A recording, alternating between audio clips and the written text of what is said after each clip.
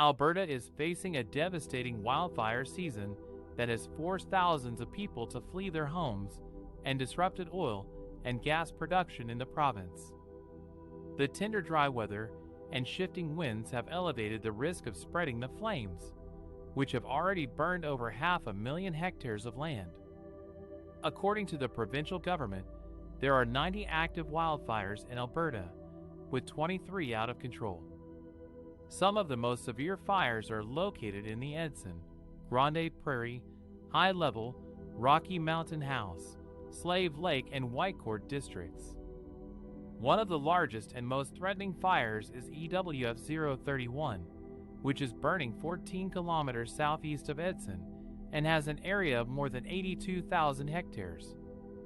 The fire continues to endanger Edson and other nearby communities, and has prompted evacuation orders for residents in Yellowhead County. Another fire of concern is WCU 001, which is burning 6 kilometers north of Wildwood and has an area of almost 10,000 hectares. The fire is moving parallel to Highway 16 and has caused road closures and traffic delays. Alberta Wildfire and Parkland County are working together to contain the fire with firefighters, heavy equipment, helicopters, and air tankers.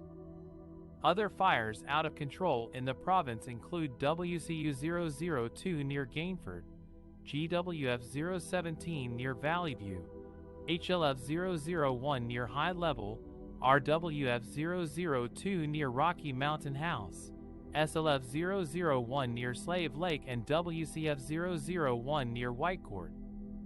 The wildfires have had a significant impact on the lives and livelihoods of Albertans. More than 29,000 people have been evacuated from their homes due to the fire threat. Some evacuees have found shelter in hotels, community centers, or with relatives and friends. Others have faced challenges in finding accommodation or accessing essential services. The wildfires have also affected the oil and gas industry in Alberta, which is a major contributor to the Canadian economy.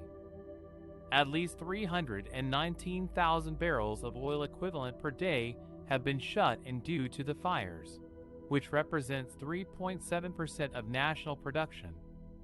Some oil companies have reduced their output or suspended their operations as a precautionary measure or due to power outages or pipeline disruptions. The province of Alberta has declared a state of emergency to deal with the wildfire crisis. The provincial government has allocated $100 million to support evacuees and communities affected by the fires. The Canadian military and firefighters from across Canada and the United States are helping fight the blazes. The weather forecast for Alberta does not offer much hope for relief from the wildfires. The meteorologists expect virtually no rain for 10 days or so, and a cold front bringing gusty northwest wind could pose a problem for firefighters as the path of the fires changes suddenly. The wildfires in Alberta are a reminder of the devastating effects of climate change on our environment and our society. They also show the resilience and solidarity of Albertans who are facing this challenge together. The Alberta wildfires of 2021 have triggered a massive response from various levels of government, the military, and the local communities to contain the flames and protect the people and property affected by the disaster. Here are some of the actions and responses that have been taken so far. The province of Alberta declared a state of emergency on Saturday, May 6, 2021, as more than 110 active wildfires were burning across the province, including 27 considered out of control. The state of emergency allows the province to access additional resources and powers to deal with the emergency situation. The province of Alberta requested military assistance from Canada's federal government on Monday, May 8, 2021, as it battled unprecedented wildfires. Prime Minister Justin Trudeau confirmed that the Canadian Armed Forces, CAF, would provide personnel and resources to assist and enable fire fighting, airlift resources for mobility and logistical tasks, including the evacuation of isolated communities, and engineering support, including heavy equipment resources, as capacity allows. CF resources were provided for an initial period of 2 weeks, with a 1-week extension possible following a joint evaluation of the situation to determine if support was still required. The federal government also provided other supports to the province and the affected communities, such as contracting support for supplies or logistics, enhanced Service Canada hours, outreach to evacuees, and deployment of mobile units to evacuation centers to support applications for services, such as employment insurance, emergency management assistance for Alberta's on-reserve First Nations communities, and shipment of requested supplies from the National Emergency Strategic Stockpile.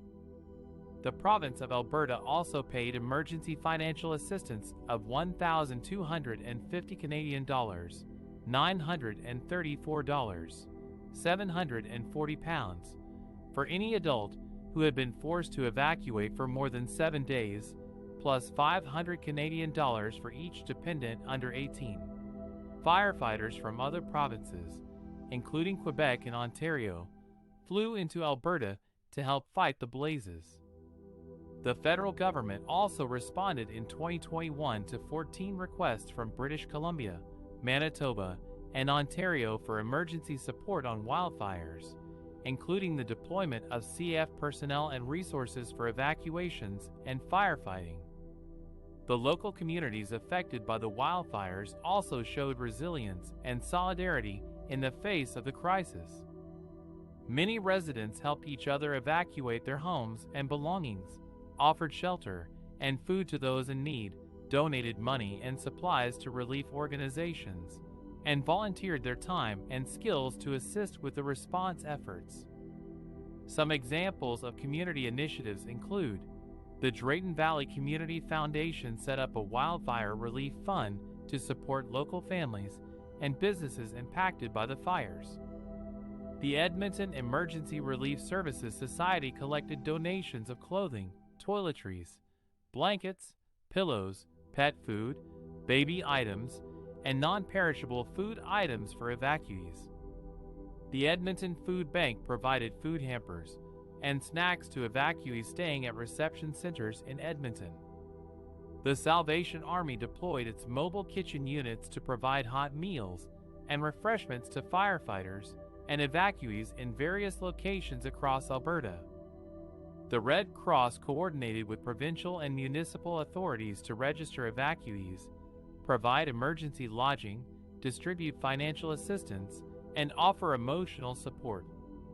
In addition to these actions and responses, the province of Alberta also implemented fire bans, restrictions, and advisories in various regions to prevent human-caused fires and reduce the risk of wildfire spread. These measures prohibited or limited activities such as open fires, fireworks, off-highway vehicles, smoking, and incinerators. The public was also advised to report any wildfires or suspicious activities related to fires by calling 310 Fire 3473 or dialing 911. The Alberta wildfires of 2021 have been a devastating event that has challenged the province's capacity to cope with such a large-scale emergency.